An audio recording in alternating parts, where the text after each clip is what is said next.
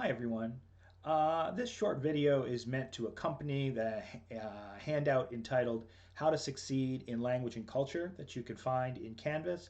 So you can open that up and have that and follow along as I talk. Um, all of you, by virtue of the fact that you're here in this class, have had some success in the past. Most of you have been in college for quite a while. This is not your first time in a class. For some of you, I know this may be your first time in an online class. It's my first time in an online class too, so don't worry about that. We'll figure that out as we go along. But I think that there are some general things that I want to advise you as you think about how to succeed, and especially how to succeed in this class where there's a substantial amount of writing, but where there isn't a substantial a weight put on simply being present. But let's start with that. One of the ways to succeed in this class is to be present. You will notice that there's no points for attendance. I don't really believe in grading attendance. Um, that's not because I don't care. Rather, it is, I care very much. I want you to be in class. It matters to me that you're there. It matters to me that you're taking the time and the energy to be present at our hour and 15 minutes twice a week. Um, the material that we're going to cover in our class periods is not, for the most part, going to be duplicating what's either in the readings, nor is it duplicating what is in pre-recorded videos or handouts or anything like that. Rather, we'll be working in small groups, we'll be engaging in discussions about the material, and your presence there will really make an enormous difference to your internalization, your ability to think about the material that you've read and reflected on. And especially because we're online, and I know there are so many distractions, we're all tempted to have multiple devices and multiple windows and to tune out a little bit.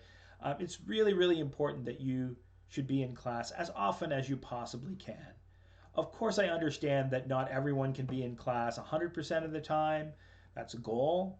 But the reality is, of course, that people have big, complicated lives and stresses and a million things going on.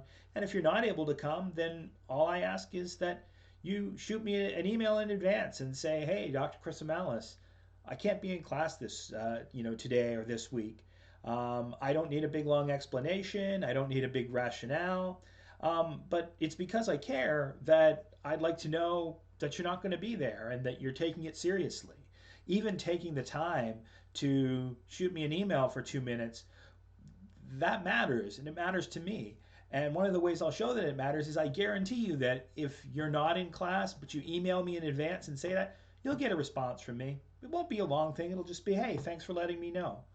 Because I actually do want to have you in class. The second tip I have is that you should come as often and as early as you can to my online office hours or student hours. It's really the best name for them.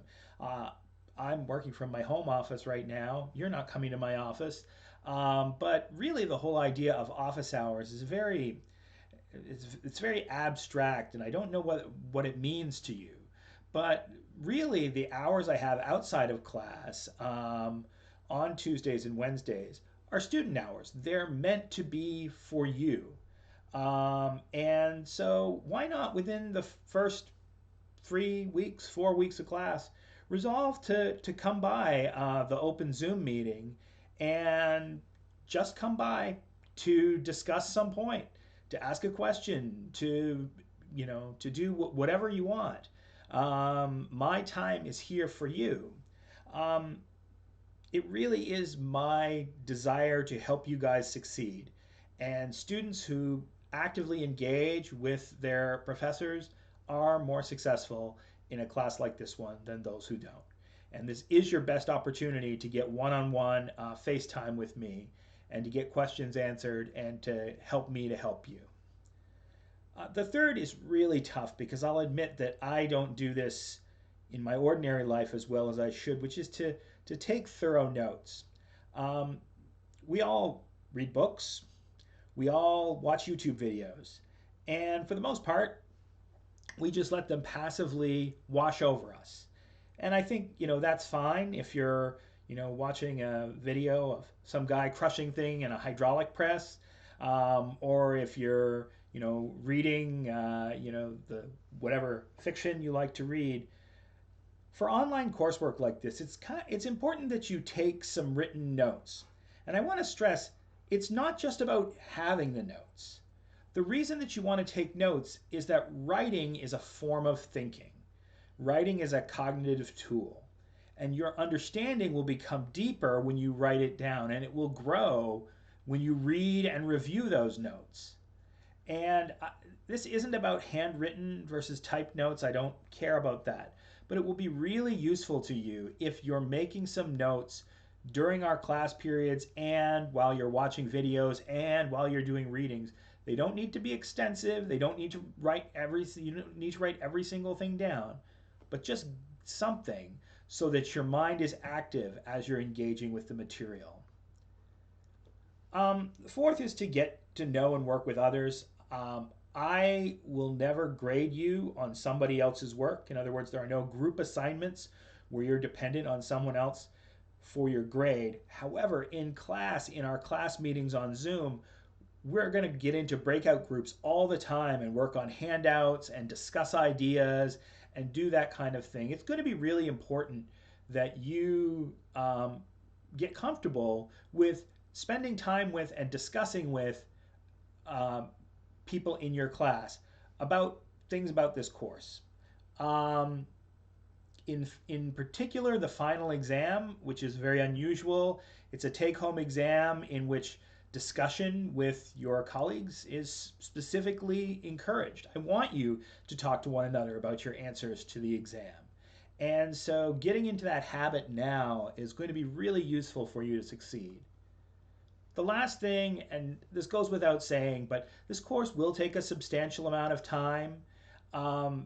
And we all have numerous commitments in our lives.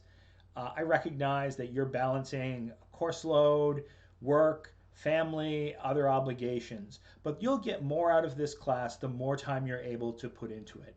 One way that I often find is useful is I schedule my work into my calendar. I just have like a Google Calendar, but if I need to do some reading on some articles, I'll plug in an hour to read some articles. And you might say, well, I could read those articles anytime. That's true. You could read articles anytime. You could watch videos anytime. The question is, will you do it? What will help you to do it? What will help you to invest the time you need to? I don't know if any of you have ever used one of those language learning apps like Duolingo. And one of the things they do is they really nag you and pressure you to spend time. There's always this little notification coming up on your app. Time to practice, time to do your work. And it really is true that it's easy to let it slip by if you let it. And so if you want to succeed in language and culture, or in fact in any class, one of the ways to do that is to make sure that you're really planning ahead to spend the time that you need. Anyway, these are just some tips that I hope you'll find useful and that I hope will contribute to me helping you to succeed in this class.